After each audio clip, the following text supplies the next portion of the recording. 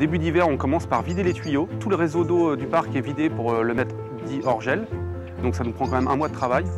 Et on procède au graissage des vannes et à la réparation des 80 vannes qu'il y a dans le parc pour le bon fonctionnement de la saison.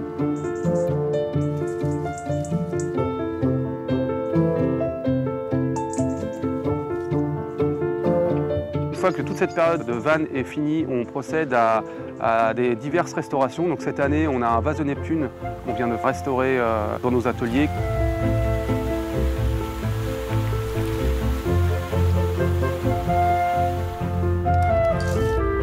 J'ai 3 cm. Là, c'est très bien.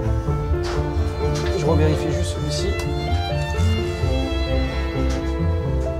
Donc le vase, il est plutôt régulier pour un vase qui a 350 ans. Là, avec un fil de plomb, on a déjà préparé la forme du vase.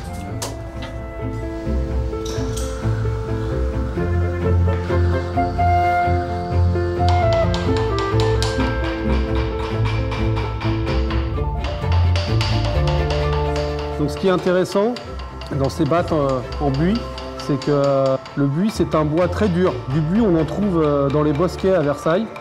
Les ébénistes du château nous refont des séries d'outils et ça repart dans le cycle de la restauration des monuments de château.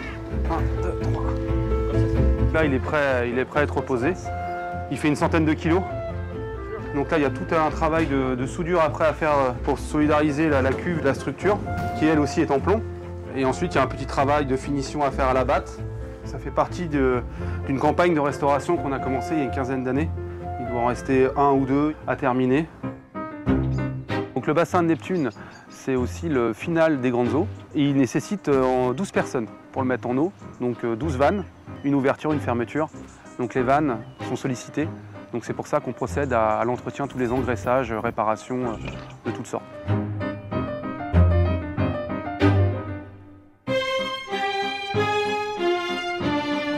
Là, nous nous trouvons au niveau de la fontaine de Saturne. On est en train de changer un morceau de conduite et on va mettre une nouvelle vanne en remplacement de l'ancienne vanne qui ne fermait plus. Donc là, on a commencé à faire une fouille à la mini-pelle. Et puis dans les prochains jours, on va changer complètement la vanne. On a encore des conduites en plomb d'époque et aussi des fontes. Les premières fontes ont été coulées pour le château de Versailles. Donc on apprend vraiment sur le tas. C'est pour ça qu'on compte à peu près une dizaine d'années pour être vraiment formés au travail de fontainier au château de Versailles. C'est les anciens qui nous ont appris à travailler le plomb. Et nous, maintenant, on apprend aux plus jeunes à ce métier-là. Parallèlement, on a aussi un collègue qui a travaillé sur le futur chantier de la restauration du char d'Apollon. Donc on a procédé à la fabrication des ajutages en bronze.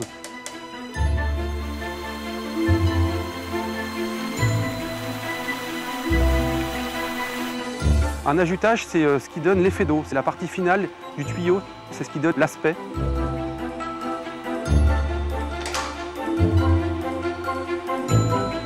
En fait, il y a 16 pièces comme ça qu'il faut faire. C'est une pièce à 13 trous. Chaque trou fait 9,3 mm de diamètre et sur 9,3 mm d'épaisseur. Ça permet en fait d'avoir l'effet d'eau qu'on désire à la sortie des gueules du char d'Apollon. Donc là, on est reparti sur un aspect de jet d'époque, car les effets d'eau ont été modifiés par rapport au mode suivant les époques. Ce que je préfère dans les saisons, c'est le travail d'hiver. Cette année, c'est des vases, mais on peut restaurer des tuyaux en plomb. Pendant l'hiver, vu que le réseau est vide, on peut procéder à des fuites qu'on aurait repérées. Que l'été, c'est plus un travail de réglage, d'entretien courant, que les jets ne soient pas bouchés, que les effets d'eau soient en très bon état. Et vraiment, tout ce travail d'hiver qu'on fait est mis en valeur l'été dans le fonctionnement des grandes eaux.